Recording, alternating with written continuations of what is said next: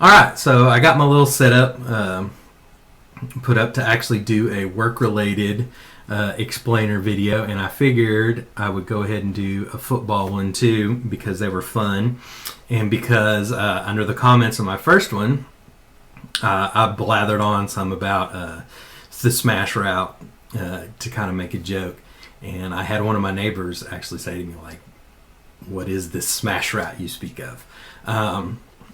So I thought it'd be pretty cool to do another one and talk a little bit about offense.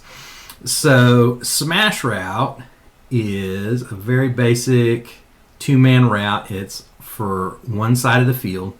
The number one receiver runs a hitch. The number two runs a corner route. And you're trying to create a high-low matchup on the opposing corner over here. If he rushes up to try and cover the hitch, you can throw the corner behind him. If he sinks back, then you can throw the hitch underneath. Teams love to throw this against two high safeties. So if we imagine a cover two safety over here, it's really difficult for him to cover all the ground over here to cover that corner route. And so a lot of defenses will have what is commonly called a China call, that will change up the way they play specifically because of smash. Another route that is similar, sort of a cousin of smash route, is slot fade. And slot fade is more for a three deep look, but sort of a similar thing is the outside receiver runs a hitch, and this inside receiver is going to run a fade route. And if you ask 5 coaches how they want a fade route run, you'll probably get 6 answers. It's all sort of very eye in the beholder. But the way that I've heard it explained best, that I think explains the way that people actually run it on the field, is that this receiver is going to run straight down the field as long as there is no resistance. Okay, so if he's completely uncovered, he's just going to run straight down the field. If he has a defender near him, he is going to bend or fade or slide to the outside. That's where his open grass is. And so in a lot of ways, it looks like smash route, but it's slightly different. It's going to be more straight. It's going to attack this seam in cover 3 more than smash route. And really, the route sort of just bends. It doesn't have a sharp cut to it. But that is slot fade. Another route that you will see that's very common, I learned this as the clear out, because on the outside, you have a fade or a go or a streak, some kind of down the field up route. And then this inside receiver, number 2, is going to run 10-yard out. And so, of course, clear out, this is outside route is the clearing route, and this is your out route. It's very consistent. If you have a quarterback that can throw this out route, it's very difficult to defend because of the angles and the leverage and the way that this vertical route creates space. Some people will call this combination stick, because if you combine it with a third receiver, a lot of time they'll run a stick route. And a stick is just straight up, and I've seen it done 2 ways. He will either run straight up and then turn his numbers to the quarterback, or he will go straight up and he will dip over his outside shoulder, so it almost looks like he's rolling out and he comes all the way around so that his numbers are pointing back to the quarterback. And this is usually run over a far interior receiver. And so whenever there's 3 receivers, it's often called stick, and sometimes people will still call it stick even if you just have this portion, which I always first heard it as the clear out. The inverse of the clear out is a route that looks kind of like this.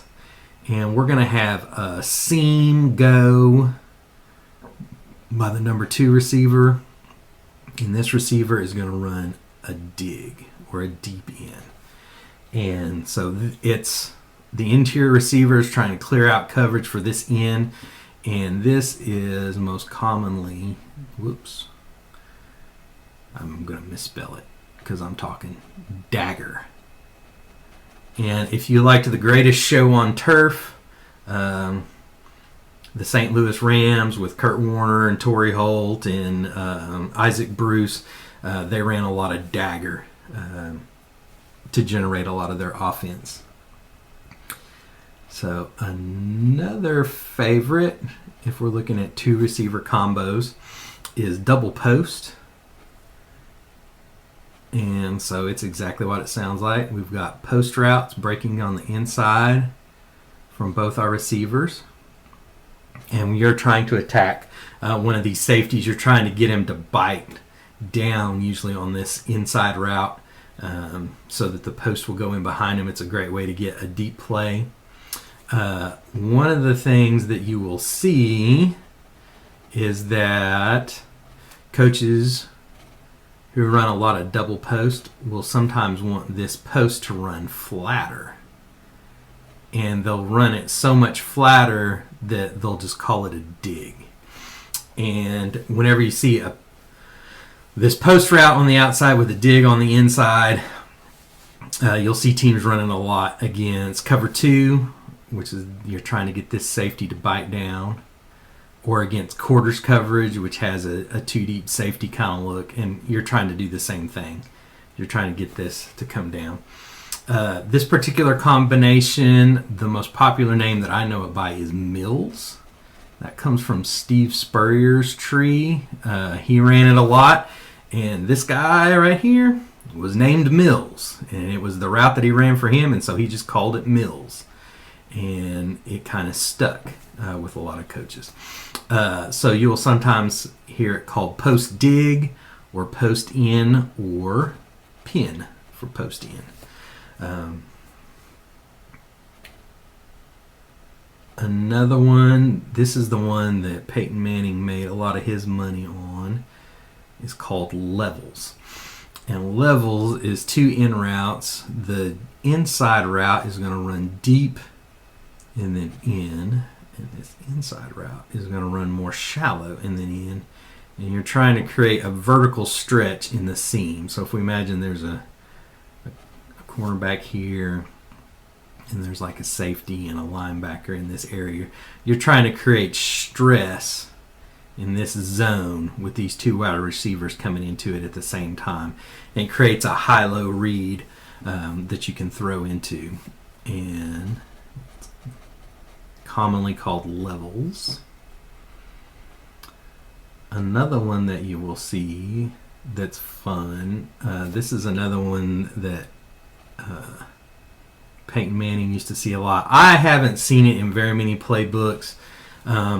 It's sort of like a companion to smash route. It's strange. I don't even know what this route is named most of the time, but this outside receiver is going to come in, and they're going to come out, and they're going to break back to the corner. And this inside receiver is just going to run a flat route. And so you're getting a similar sort of stretch as the smash route, but you're getting it with different receivers. And I've only ever seen this called fin.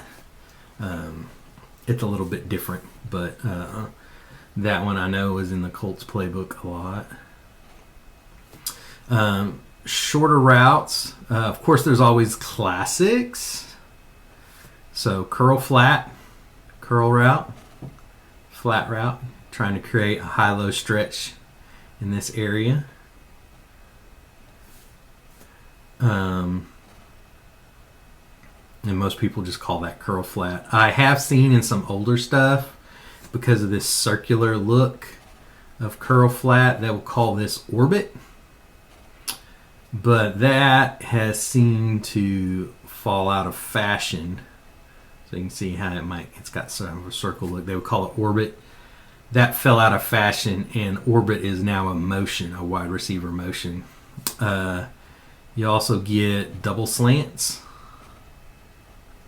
And whenever you get these slants, the inside one is usually a little bit flatter, just to make the spacing in the window and the alignment a little bit better. You'll also get double hitches. So everybody just runs a hitch. This one's usually a little bit deeper. And you're just trying to create a spacing route. You'll also get slant flat. So we have a slant route here and a flat route here. And this is just trying to create either a rub if it's man coverage or a mismatch on this corner here. And those are just some basic route combinations, some fun ones, some regular stuff you'll see, and I hope you like